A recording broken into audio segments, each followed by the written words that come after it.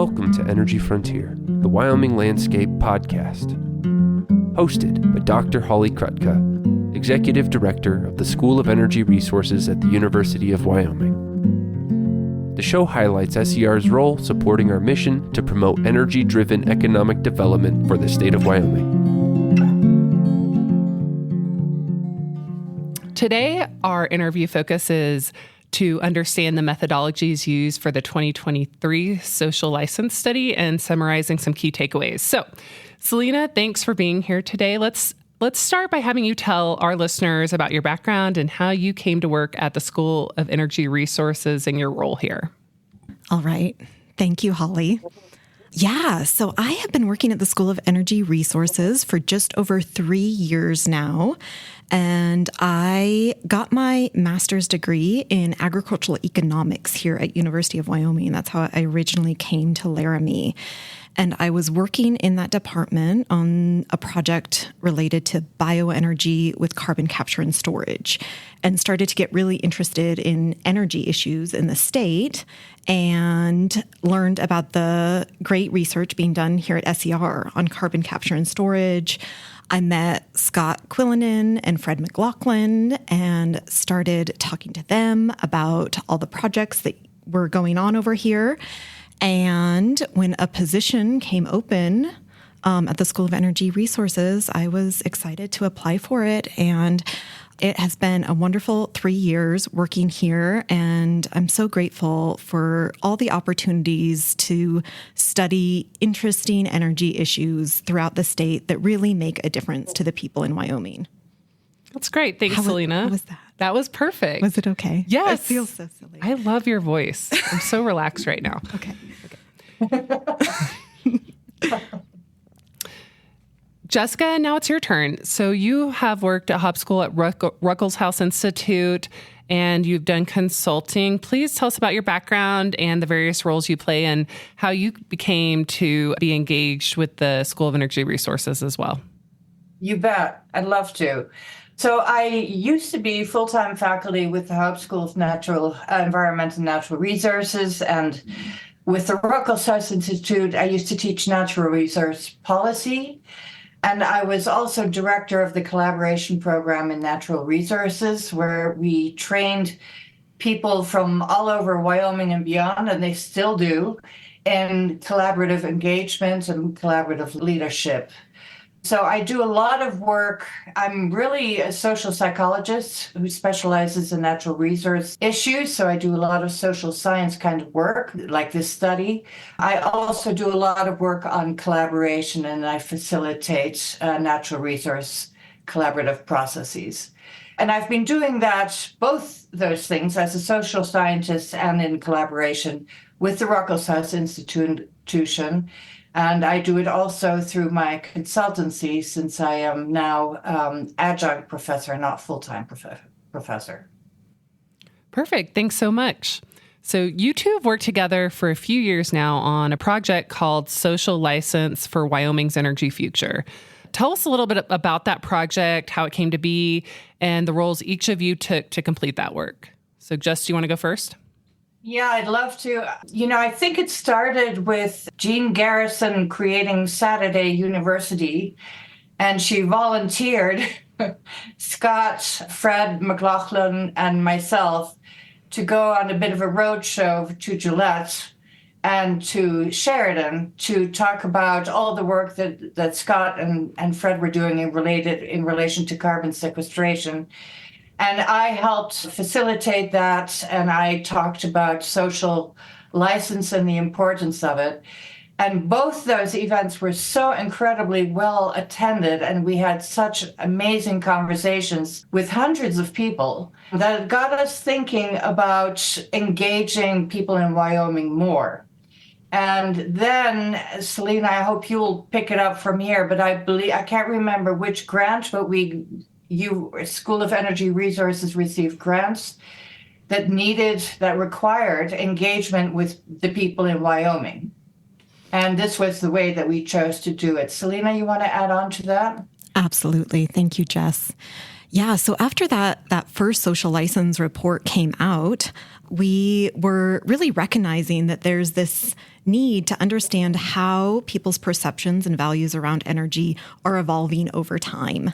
And there were a lot of changes that happened in that period of time, including the pandemic.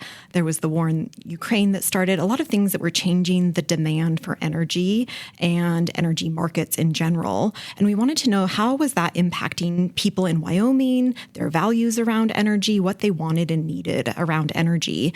And so we conceived of this idea of replicating the study so that we could compare the results from that first study to the second one done a couple of years later and be able to think about trends and how things are changing over time. And like Jess mentioned, we had a couple of really great grant opportunities, both through the Plains CO2 Reduction Partnership and the iWest project, both DOE-funded projects that included aspects of community engagement and social science research that we were able to fund along with SCR funds, that replication study. Perfect. And DOE is Department of Energy. It's where we get a lot of our funding for some of the novel energy technologies we work on, in addition to from the state of Wyoming.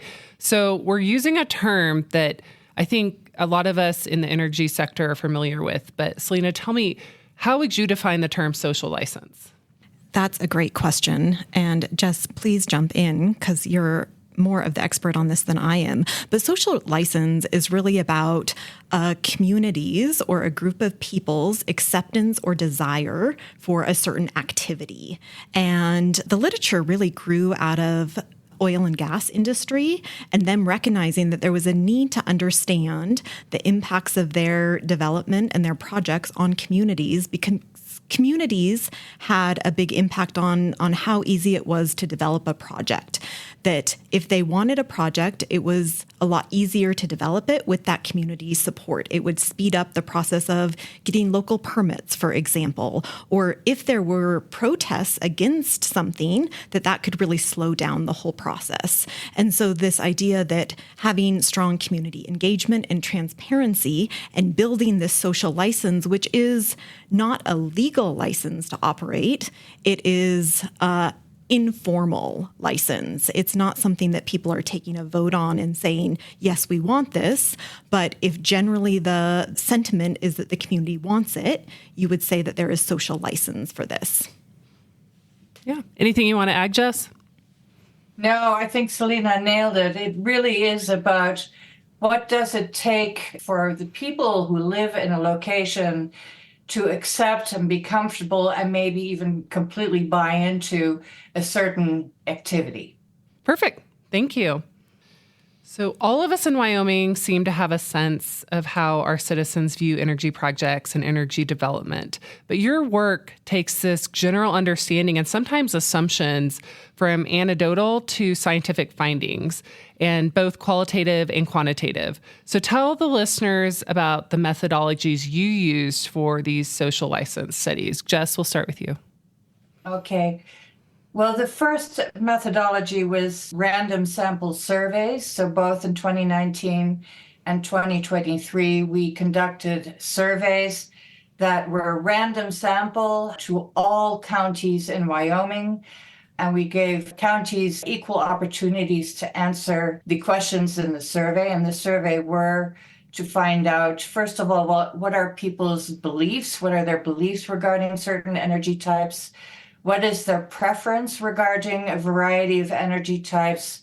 And also what their values are in relation to Wyoming and regarding some other topics like climate change, because we wanted to see, okay, if this is what people are saying in terms of their beliefs and preferences, then who is saying what? We wanted to be able to have an indication of that.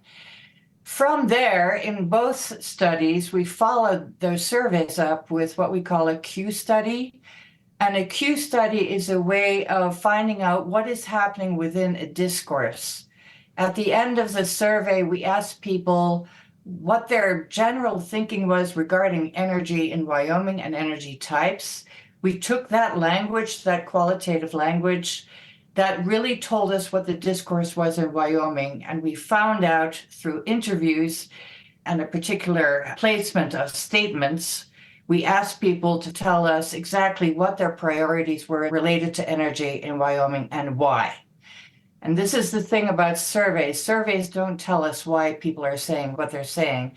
So with the follow-up of a Q methodology, we get both quantitative and qualitative data that tells us why people are saying what they're saying. And that resulted in a number of themes in each cases. Great. And I think your work is really interesting in these studies because you've been able to capture public sentiment or the public feelings on energy projects at two different times now. So you are able to do what you referred to, Selena, as identify some trends. So it's still early. We have a couple of these studies underway. But what have you found so far in terms of your general findings and any trends? So Selena, we'll start with you. Great. Thank you, Holly. Yeah, it was a really interesting process to distill all of this information. And it was a lot of data that we collected into kind of overarching themes and overarching takeaways from this research. And what we really found as a combination of both our findings from the first report as well as the second report was that Wyoming residents want to continue to be energy leaders here in the state. They think that it has played a really important role in forming the identity and the culture of Wyoming and Wyoming's communities. And they believe that Wyoming has a role to play continuing on into the future. Different Wyoming residents view that in different ways and what those energy types will look like, but there's a strong desire for Wyoming to continue to be a leader in this space. The other really prominent finding from both studies was that Wyoming communities want to be involved and engaged, and they want information about energy and energy projects that are being developed in the state and what those opportunities are, what those projects might mean for their communities, how they'll be impacted. And they want to be involved at a level where they can be decision makers, where they can have a say in what these industries will be in the future and how that's going to impact them in the future. The other strong finding that we found was that Wyoming residents want energy development to be done in a way that's in alignment with their values. They strongly value wildlife and the landscapes of Wyoming.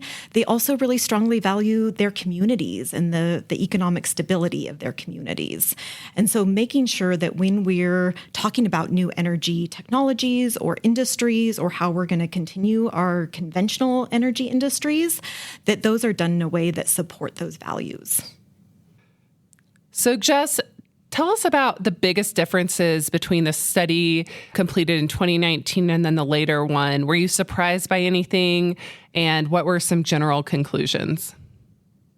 That's a great question. A lot of what Selena just talked about, we found was also the case in 2023. And it's interesting because between 2019 and 2023, like Selena said, so we had that whole pandemic thing, but at the same time, despite the pandemic, you guys in the School of Energy Resources and many other energy actors have been very busy despite the pandemic to increase the array of energy technologies that are being explored in Wyoming, that are being researched, that are actually being put in place, like carbon sequestration. There's all kinds of carbon sequestration questions that we have now that we didn't have in 2019, which were reflected in the survey. And then the nuclear plant in Kemmerer was sort of on the radar in 2019, but it was firmly on the radar in 2023. And despite the fact that the number of energy topics that we can talk about in Wyoming has increased vastly between 2019 and 2023, it doesn't seem to deter Wyoming residents from still wanting to have the all of the above approach. They're enthusiastic about it. They have a lot of questions, but they're very enthusiastic about it. So that remained the same despite the changes. On the other hand, we also found that Wyoming residents are becoming more nuanced in their thinking about energy types. For example, although on average respondents agreed less with supportive statements about oil, gas, and coal in 2023, there was also considerably more disagreement with opposition statements. So that sounds very confusing, but basically what I think it says is that people have more questions. They remain enthusiastic about conventional energy. In fact, a little bit more between 23 to 2019, but they do have more questions. They are questioning more. When you say conventional, what specifically are you referring to? I mean oil, gas, and coal. Perfect. What has been conventional in Wyoming. So that doesn't include renewables. So it just seems like people are thinking more about the trade-offs. This seems to be definitely the case in 2023 in relation to wind energy. There was more enthusiasm for that in 2019 than now. And there too, I think people are becoming more familiar with the trade-offs. There's been a broader and deeper discussion about it, so there's more hesitancy about that. So I think Wyoming people are becoming more savvy in terms of information regarding all these energy types.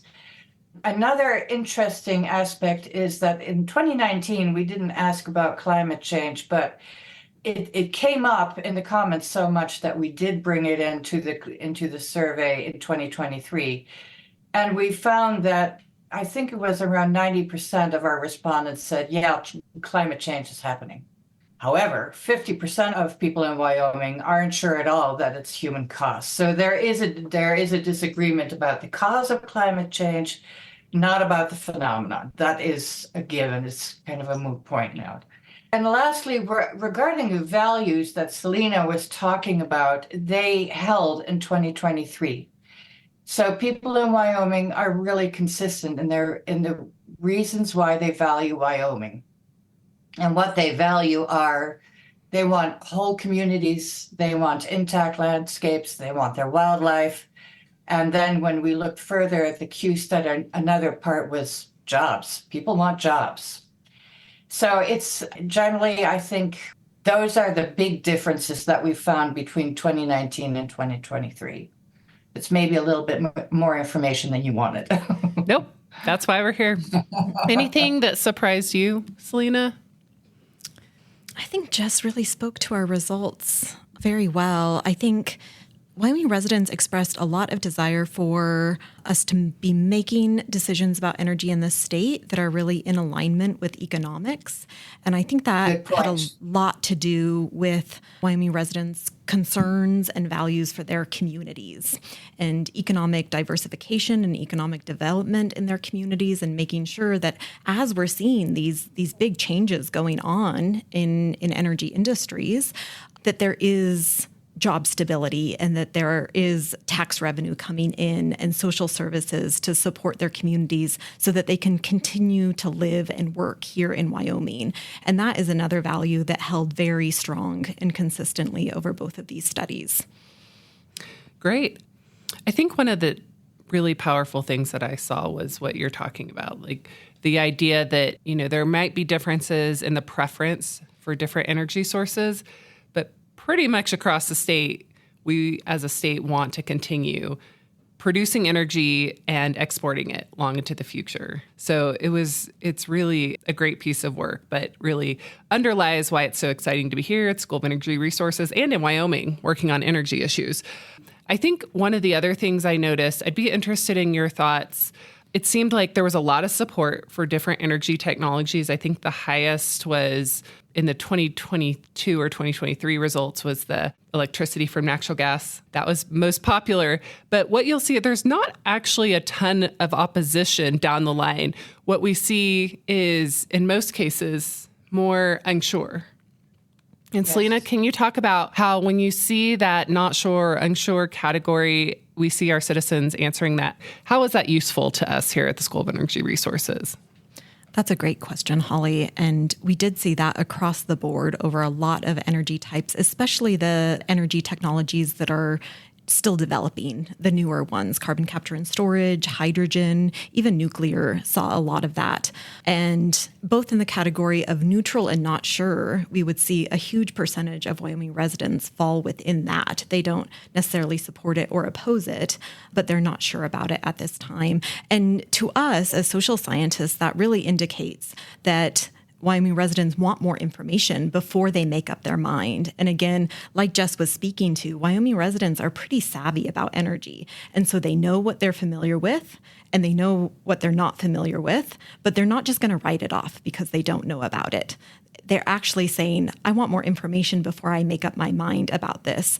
And that's a huge opportunity for us here at the School of Energy Resources, because what we do is generate information about evolving energy technologies and industries and do really wonderful outreach. We have an outreach team that is able to get this information out to Wyoming residents. Perfect. I love that. Okay. So Jess, for those trying to understand Wyoming's views on energy, what do you think are the biggest takeaways from this work?